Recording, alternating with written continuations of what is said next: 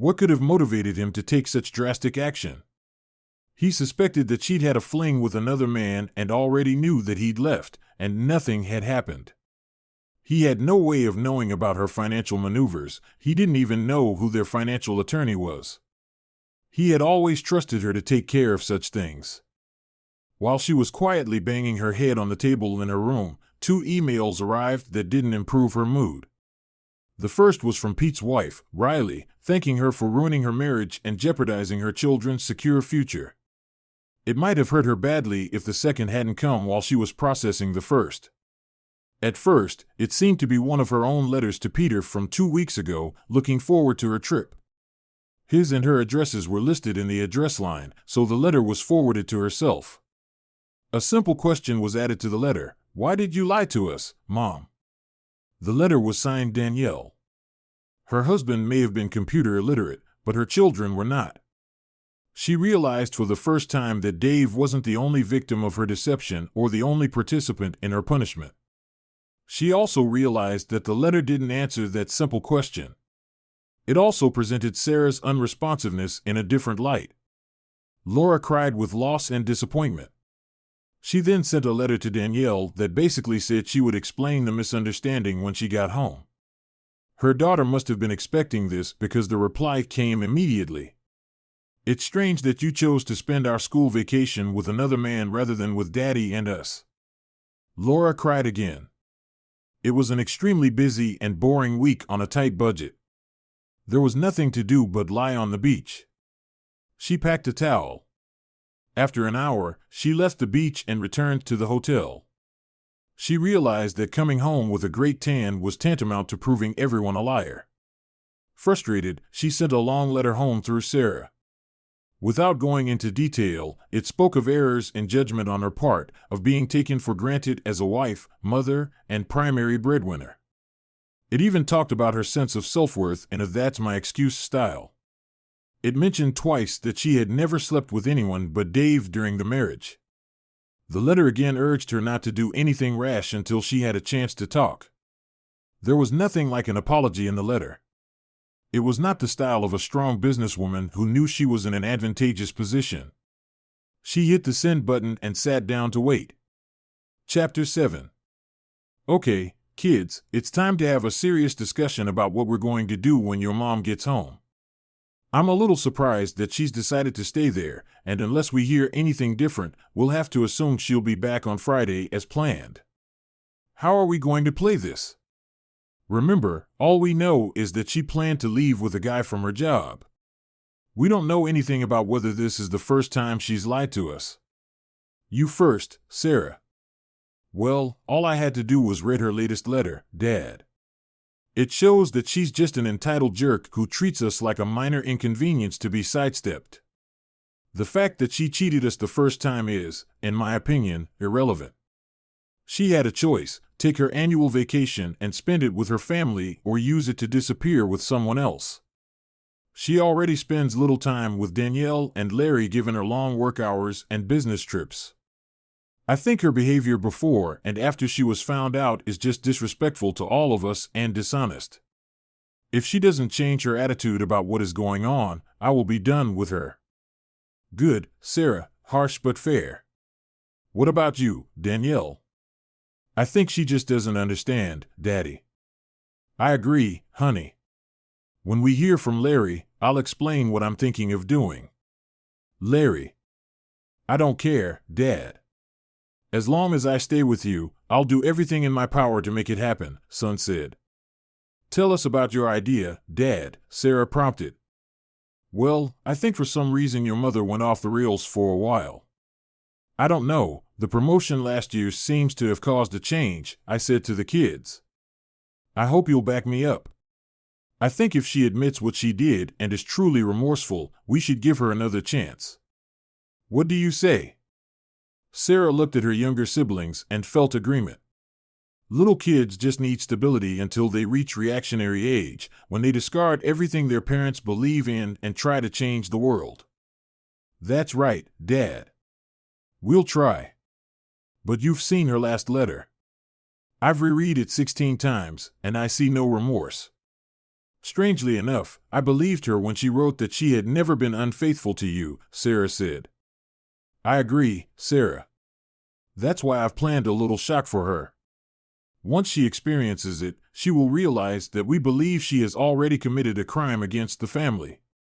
I don't think she realizes how offended we are, which is why she is concentrating on the physical impact. After we get her to understand our feelings, the million-dollar question is what she will do about it. If she breaks down and apologizes to all of us, we'll talk about it. If she doesn't, then we'll see. That's my idea, I concluded. Chapter 8. The return letter took Laura by surprise. It came from Sarah, but it was addressed to Dave and all 3 children. It described the timetable for her return. After reading it, a sense of foreboding gripped her as if she had failed in her task. She was expected to return late Friday night, the letter said. She had an appointment with a polygraphic examiner and indicated that all 4 rebels were taking the questions. After the test, she was put up in a motel for 2 nights so she could mull over her answer. Anytime after noon on Saturday, she could request a meeting to discuss the family's future. Laura resented being ordered around, but for now, she decided to play along with their little game. One thing was certain, as soon as she ate her humble pie, she would be in for a serious beating. People needed to know who was boss. Relieved, she relaxed a little. She was glad that her offer of a lie detector had been accepted. It was the surest way to convince Dave that she had kept her vow. She knew that if she could convince Dave, the rest would fall into place. What questions would he ask? He knew her behavior in Bali, that was a given. The main question he would ask would be, had she done anything with Pete before Bali? If he asked the direct question, have you had sex with Peter or anyone else other than your husband, she would be at home. She feared he might ask more insidious questions, such as, have you always behaved in a manner befitting a wife? And then she would be on shakier ground. She hadn't had sex with Peter in the strict Bill Clinton-like sense of the word. Then there was Michael before Pete. They hadn't had sex either, but only because Mike had chickened out at the last minute. Laura realized it was a mistake to anticipate the questions too much. She knew that polygraphs relied on indicators such as heart rate and sweating. By taking the questions at face value, she risked raising her stress level and causing a false positive reaction. However, she practiced answering her simple-minded husband's implied questions anyway. Generally relaxed, she went to the airport at the appointed time. She had deliberately not told anyone what time her flight was arriving, under the pretext that everyone would be busy with work or school. She insisted on a cab. The family couldn't be in the domestic terminal when she arrived at the international terminal. Right coming out of customs, she couldn't help but compare the way she had arrived to the way she had envisioned it. Instead of purring like a contented kitten, she arrived with a begging bowl in her hands. After the cab ride, she sat in the polygraph waiting room for an hour until one of the technicians led her into the room. He outlined the basic procedure for the pretest questions to calibrate the equipment to her physiology. Then, the technician pulled out a folder and frowned. Oh, right, that's the one, Laura blushed slightly, knowing the nature of the questions. She realized that the operator would soon guess her recent history. Mrs. Brown, the questions I have a rather unusual format. Instead of the usual list of questions, they are in the form of a flowchart. Yeah, I've seen that once or twice before. There's an initial question, and then depending on the answer to that question, a choice of what to ask next. It slows things down a bit, but it doesn't affect the validity of the tests, I assure you. Are you ready? Ready as I've always been, Laura replied. The operator went over the 8 calibration questions, then paused to open the file again and read. Question number 2, 2 weeks ago, you went to Bali with the intention of having extramarital sex with Mr. Peter. Oh, yes. The operator looked at the polygraph readings and made a note. Then he looked at the file. Laura was not surprised by the question. She braced herself for the next one. Would it be a question about whether she had actually had sex with Pete in Bali, or a question about whether she had had sex with Pete before going to Bali? She hoped like hell that the question would be asked in a form that she could plausibly deny. To the simple question, "Did you have sex with Peter?" she could answer no and walk on by. "Please keep it simple." The technician closed the file and began taking the paper out of the machine. "Thank you, Mrs. Brown. I have an email address to send the report to." "You may go to," said Laura. Was stunned is a vast understatement. What the hell does that mean? What, just one question? Yeah, an unusual one. I've only seen this once before, and I know the guy was trying to get his point across. I think whoever wrote those questions was to your husband. Laura nodded automatically. What did he mean by that? Because I don't understand. I assume your husband means to say that he doesn't care at all if you had an affair in Bali. He just wants to confirm that you intended to do it. He's saying loud and clear that your intention to have sex with this guy from Peter is enough for him. Good luck, Mrs. Brown. There are business cards for a couple of good divorce lawyers on the reception desk. Laura left the room in a daze. She had based her entire defense, her entire learning process, on convincing her husband that she had not slept with anyone else. Lacking professional merit, she had no idea how offended he was by her dishonesty and simple intentions. Frustrated and angry, Laura made her final mistake, ignoring the opportunity to go somewhere else to allow time to make a rational decision. She jumped into a cab and drove home. In her opinion, it was now a true battle of wills. The competitive instinct kicked in. Dave had fired the first shell, and now it was her turn to return fire. The cab dropped her off at the entrance to her neighborhood.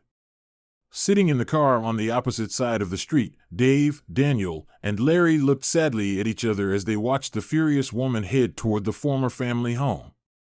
They were grateful that they had made all the provisions last night. The last thing Dave wanted was to be abused in front of the kids. It would definitely be bad for their health. They made it to the room they had booked for Laura, checking to make sure their phones were turned off. Chapter 9. There was no word from Laura until Monday. The hope that she had used the time to think rationally was faint, but it was there nonetheless. The last hope collapsed when late Monday night, Dave received a letter from Sarah. It censured him for his low tactics of sicking the children on her. It spoke of an emergency family court hearing her attorney was organizing to decide temporary custody of Danielle and Larry, playing on Jay's predictions. It also informed him that she had set up an appointment for them to meet with a psychologist the next day. It called for a family meeting on Wednesday night. Laura pondered over the weekend and, as usual, came up with a plan that she felt covered all the bases. The first thing was to try to save the marriage that Dave seemed to have written off. That meant seeing a counselor, a female one of course, to maximize the chances of her explaining her train of thought to her husband. Second, family sessions to explain her actions to the children. Third, of course, court to make sure she would be on the winning side if the worst happens. Laura was already in the counselor's room when Dave arrived just in time for Tuesday. He immediately liked the woman in her 40s, dressed like a 60s woman. Chairs were arranged facing the counselor, but more than an arm's length apart. After introductions, during which Laura was Laura and Dave was Mr. Brown, the aging hippie invited Laura to go first. Laura explained the history of their marriage and then laid out the facts as she saw them. She was a faithful wife and mother until, for some reason, she went off the rails, lied to her family, and had a date with another man. There was no sex, as her husband's observation of her showed, but the intent was there. While leaving, she was stunned to learn that her credit cards had been canceled. She regretted what she had done, and her most sincere wish was to simply put the episode behind her and move on with her marriage to David. The counselor looked at Dave. Firstly, I would like to say that I am speaking on behalf of myself and our children. My children's main complaint is that their mother lied to them, used 2 weeks of her annual vacation, which is 6 months, to go off on her own, and left her phone number so that she could not be contacted in case of an emergency. In all honesty, I did not commission any surveillance of Laura in Bali. This stunned Laura since it was the first thing she would do. She couldn't believe it was true. In fact, I didn't even want to believe she was playing on the side until our youngest daughter hacked into Laura's email account and discovered traces of the arrangements she and her lover had left behind. Also, for the record, I was advised to cancel my credit cards after my oldest daughter discovered that my wife was engaged in blocking all the family finances in such a way that I was left helpless. Once again, Laura was stunned. She hadn't realized that her precautions had been exposed, nor had she thought about how such actions would be interpreted. The fact that both her daughters were actively working against her didn't improve her mood either. As for what my wife wants out of this process, pardon me for not trusting a damn word she says anymore. The fury of his words finally conveyed to Laura how offended her husband was by her action. Before she could react, the counselor turned to Dave. So, what do you hope to accomplish with these classes? I hope to understand why my wife thought it was acceptable to lie to her family and arrange to have sex with another man. At this point, David and Laura's marriage could still be repaired. Everything changed in an instant. The change was not the fault of the husband or wife, but of the counselor when she muttered, almost under her breath, "Oh, we have a dinosaur." Dave, who thought that Laura had set the whole thing up to hasten the divorce and had purposely chosen a counselor to minimize the chances of reconciliation, snapped. He had heard of such counselors and thought it was just wrong. He stormed out of the room. Laura, who had a slim chance of avoiding disaster if she had run after Dave and apologized to him, took out her frustration on the counselor. By the time she finished the beating, Dave was long gone. The counselor apologized and persuaded Laura to have an individual session with her the following week. She then apologized to David for her inappropriate behavior and had an individual session with him as well.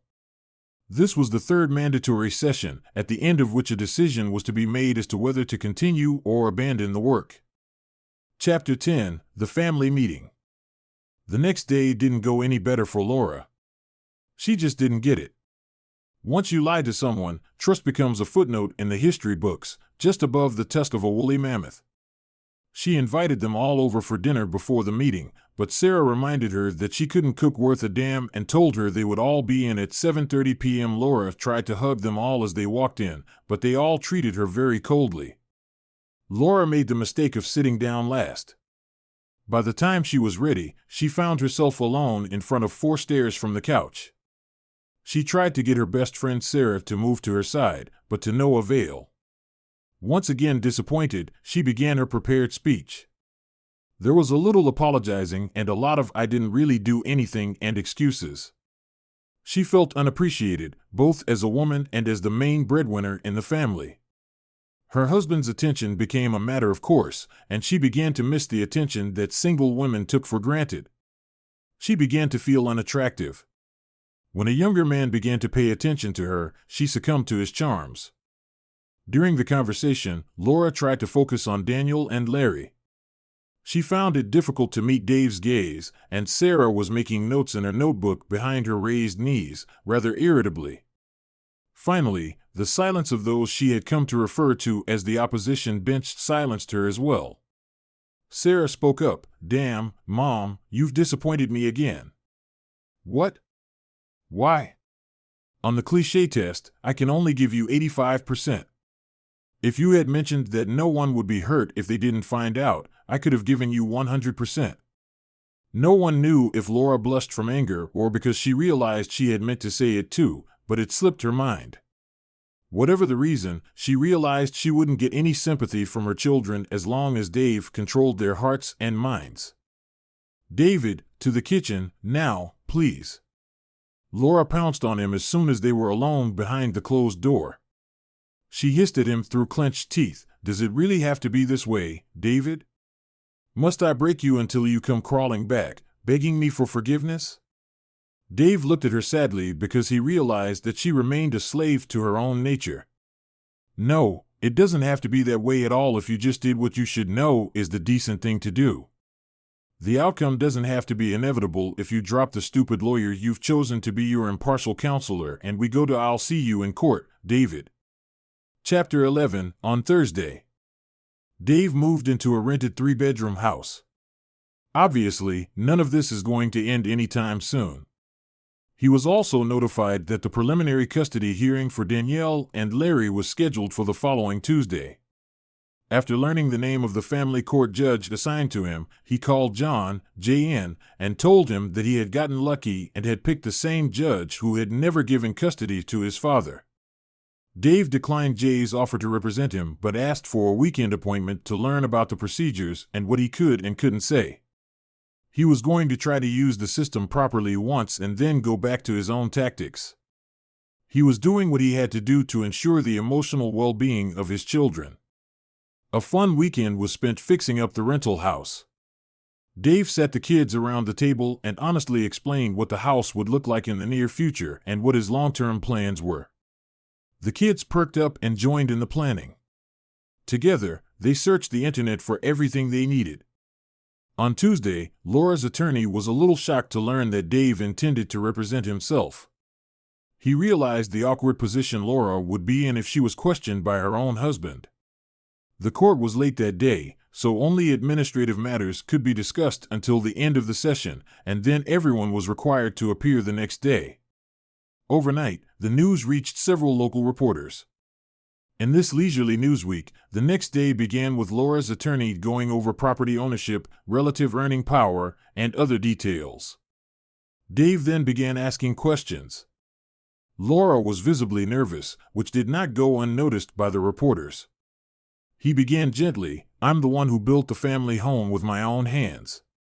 "Yes, you did, but I was busy working and earning most of the money." "Did you return to work within 2 months of the birth of all your children?" "Yes." "Who used to make our children's breakfasts, school lunches, and dinners?" "I worked long hours." "Would you say I was the primary caregiver?" "Probably." "You recently lied to me and your children and went to Bali for 2 weeks for the express purpose of having sex with another man." "Objection, Your Honor. Someone needs to tell Mr. Brown that adultery is no longer a factor in child custody disputes in this country." "I'm sorry, Your Honor. I don't care about adultery. I just want to emphasize the character of my wife, who considers herself a fit mother." "Objection overruled." "Well, I went to Bali because I needed a vacation, and it just so happened that I went with a male friend from work." "Yes, when you left for Bali after lying to your family, did you leave the following letter for your husband to find?" Then Dave read the letter in full. Out of the corner of his eye, he saw both reporters strobing furiously. Laura didn't have to answer the question, her furious stare did it for her. It was embarrassing. "Is it true that when you returned from your dastardly journey, you never once attempted to apologize to your husband and family for your deception and obviously immoral intentions?" Again, the stern answer was silence. "Your Honor, your decision seems like it would be an easy one. I am the primary caretaker of my minor children and always have been. They should be awarded to me, along with the house I built and in which they have lived most of their lives. I have never cheated on my wife or told her and the children any blatant damaging lies, and I demand that she retract this. She has shown by her actions that she cannot influence my children." Dave took his seat with his back to Laura. Her angry eyes tried to burn holes in the back of his head. The judge was fully awake and made her ruling immediately. The gist of it boiled down to the fact that countless studies had shown that in the event of a divorce, the children were always better off living with their mother. According to her decision, temporary custody and living in the family home would go to Laura. Laura smiled smugly. Dave remained neutral. This was exactly what he had expected after his conversation with J.N. He stood up. "Your Honor, let me address the court. I would like to call attention to your own decisions in Harper v. Harper, Smith v. Smith, Fawn v. Fulton, and others too numerous to mention, where you awarded custody to the primary caregiver." Receiving no response from the judge, Dave proceeded to cite 3 scientific papers refuting the notion that children are always better off with their mother. "What are you getting at, Mr. Brown?" "I was just wondering, Your Honor, can a man with a penis win in your court?" The judge looked intently at Dave. He stared back, dumbfounded. Then she declared the case closed and scheduled the next one. The reporters were frantically writing. Dave walked over and gave them copies of Laura's letter, then he walked out without looking back.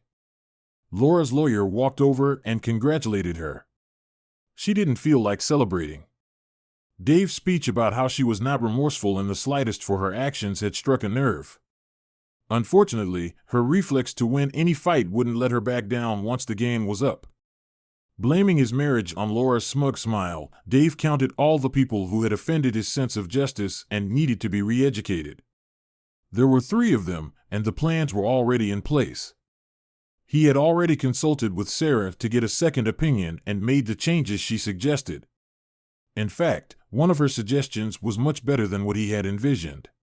He returned home and, through a friend in the federal government, delivered a letter to the president of the federal court outlining his accusations of bias against one judge.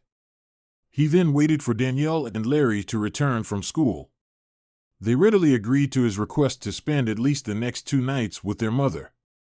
He then handed them the equipment for the second phase of his plan. 2 newspaper articles published the next day spoke unflatteringly of both Laura and the judge. Dave cut them out and emailed them to a friend of a friend of a friend. Chapter 12, Wednesday afternoon. Laura thankfully made it home on time. Daniel and Larry were there but made it clear that this was done in protest.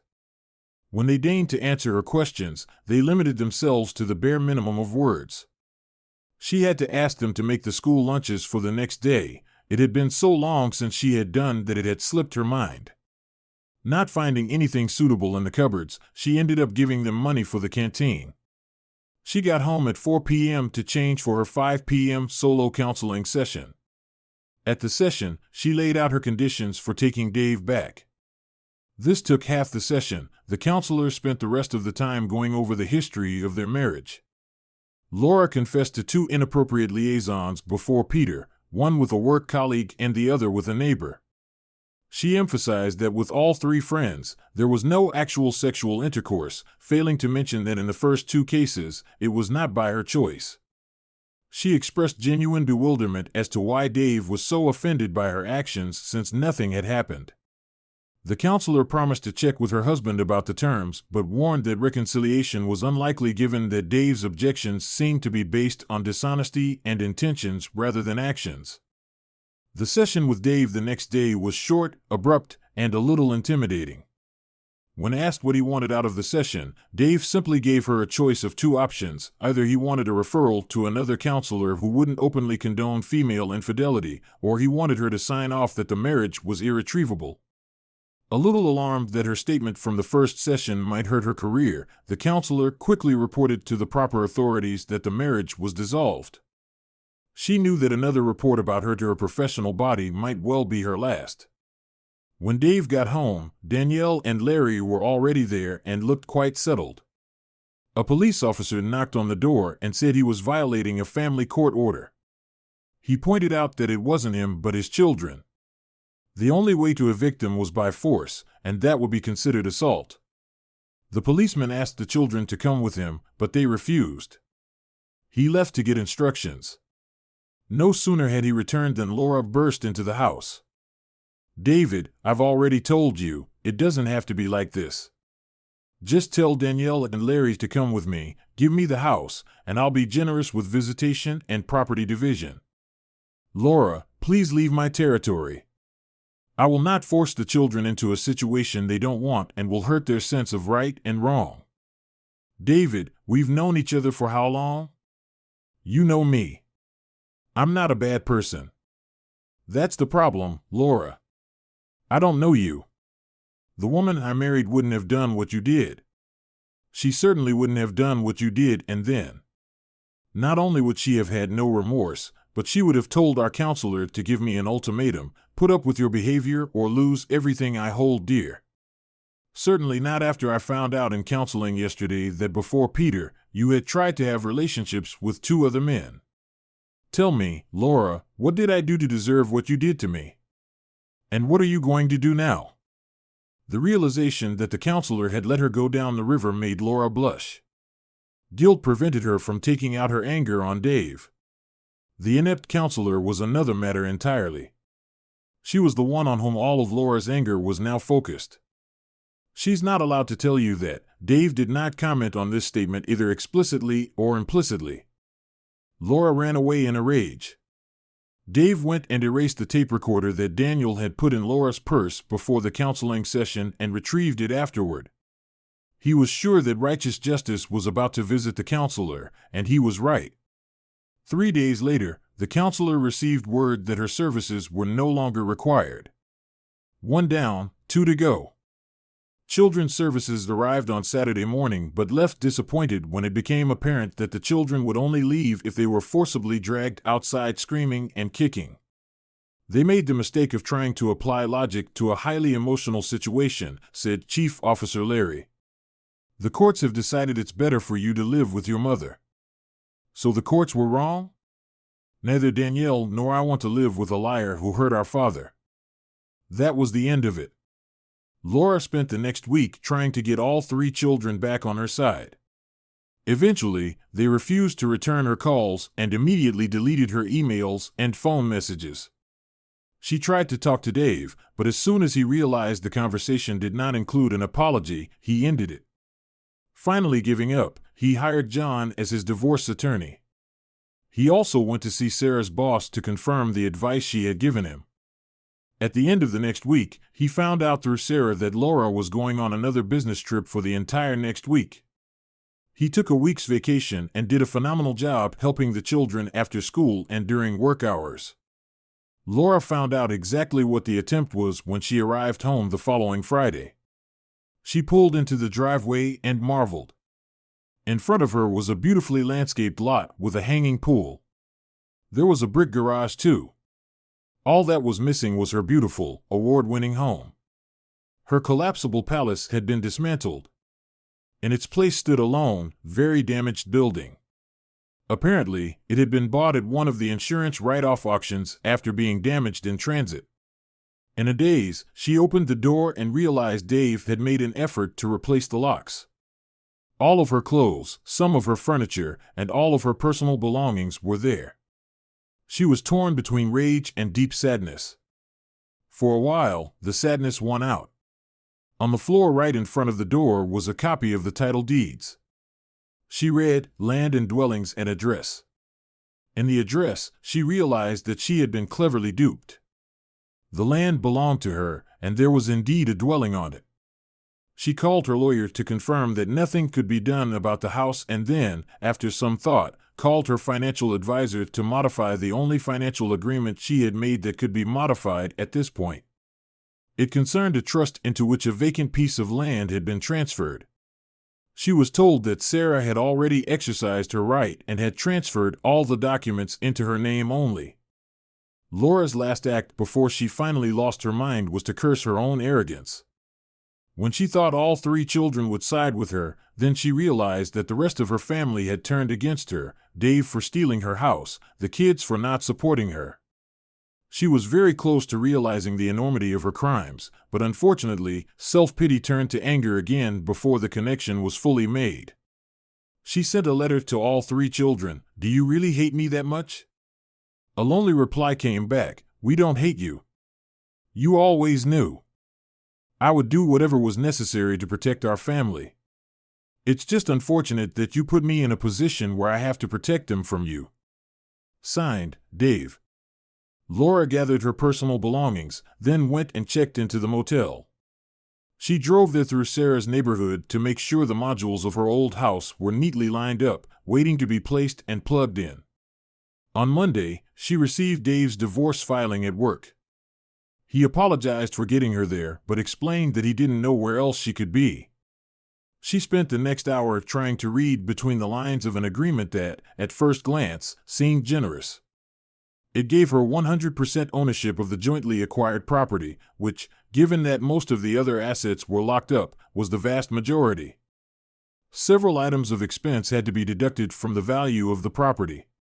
These included the cost of airfare and a hotel room in Bali. A note explained that these were the amounts Dave believed Laura had stolen from the marriage. Also deducted were the costs of the divorce and the cost of unraveling her financial fraud, including half of the expected interest on the money put into a trust for the next 2 and 5 years respectively. She requested that the children be placed in the custody of whichever parent they chose for the sake of unity. If Danielle or Larry chose the other parent, Larry as the youngest would make the decision. Family unity was paramount. Laura called her financial advisor and asked what the chances were of her revoking the 2 trusts in the children's names, and was told none. He did his job well. Through a divorce lawyer, she tried to get another counselor appointed, but since the first one had already agreed to the marriage, it was impossible without Dave's consent. When she demanded such consent through the attorney, Dave reminded her that he had already suggested another counselor a few weeks earlier and had been turned down. Now that Laura seemed to be guided only by the prospect of her imminent destruction, it was too late. Laura signed the contract, realizing it was the best she would ever get.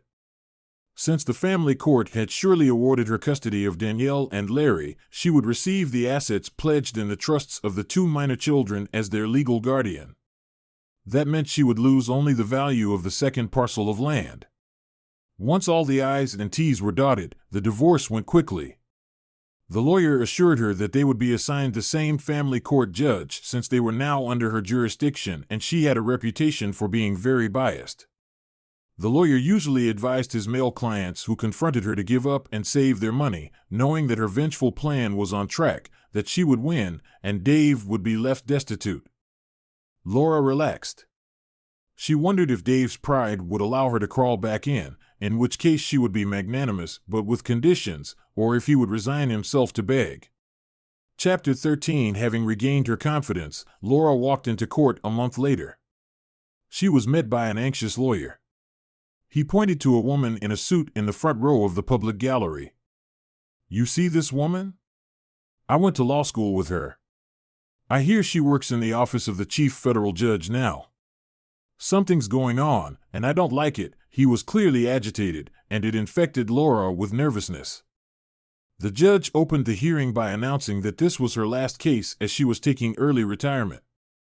She didn't seem happy about that. Then the lawyers began. Laura objected to Dave's demand that Laura be charged all legal fees. He suggested that Laura pay Dave's costs and vice versa. John disagreed, pointing out that he was acting pro bono for Dave. From that point on, things went downhill. John painted an accurate picture of the couple and their relative merits as guardians. There was little Laura's attorney could do. He seemed to regret trusting the judge's protocol and not preparing much factual evidence. The case lasted all morning and was clearly one-sided. Once again, the judge ruled, often glancing at the costumed woman in the audience and speaking as if she had a mouthful of broken glass. She said that the facts of the case were simple and that Dave, as primary caregiver, was awarded custody.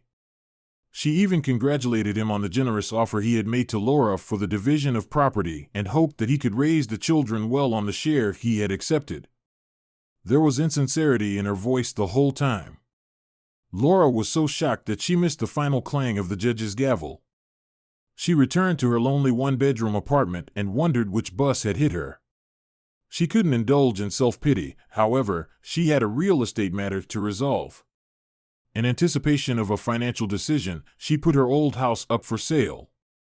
It was a steep, uncomfortable neighborhood, suitable only for a very specific house, and the price she had agreed to set for it was very low. Unless someone replicated her old house exactly, even the landscaping would have to be abandoned. It had been spectacular before, but only because of Dave's ingenious design. This afternoon was settlement time. She wanted to hand the title deeds to the new owners herself and wished them to enjoy the house as much as she had.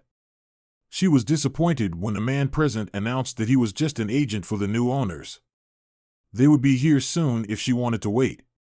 When Laura saw David's car driving 4 trucks with her old house and a crane behind them, she decided to leave at her new place.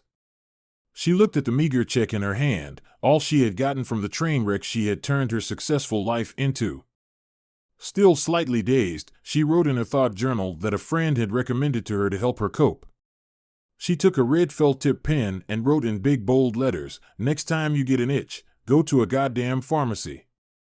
Next time you mess up, apologize, damn it. You're twice as smart as you think you are." 8 weeks overdue, Laura finally swallowed her pride and made her way to offer congratulations to the new homeowners. A bottle of champagne in hand, she hoped to mend any lingering awkwardness. However, upon arrival, the story abruptly ends. What are your thoughts, dear reader? Perhaps a piece of advice to ponder. Here's some more advice, take it or leave it. When two individuals seek outside help to resolve their issues, whether it's through a counselor, a lawyer, or just a well-meaning friend, they relinquish control over their own fate. Whenever possible, strive to solve your own problems and always treat your loved ones with dignity and respect. I'm not sure if the following saying is applicable in Australia, but it goes, be careful whose toes you step on today, as they might be attached to the ass you'll have to kiss tomorrow. Since the preceding story wasn't an extension of an American narrative, it was written in Australian English, or as we call it, strine. For those unfamiliar with Australian slang, I'll clarify that a stream is indeed a stream, and going to scrub means leaving town. Australians, known for their irreverence, don't readily bow to authority. This trait is often exaggerated by politicians who take themselves too seriously. Ironically, some of our most esteemed politicians have had a cheeky side. Take Gough Whitlam, for instance, our Prime Minister in the 70s. During a heated interview where he was pressed about his stance on abortion, he famously retorted, "Madam, I am in favor of abortion, and in your case, I would make it retrospective." His approval ratings soared by 20 points thereafter. My apologies for the hiatus. I find myself currently residing in prison. However, I've been immersing myself in tales of past heroes.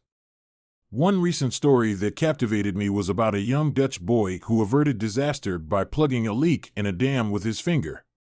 Inspired by his bravery, I made an attempt myself. With good behavior, I anticipate my release in approximately 6 months.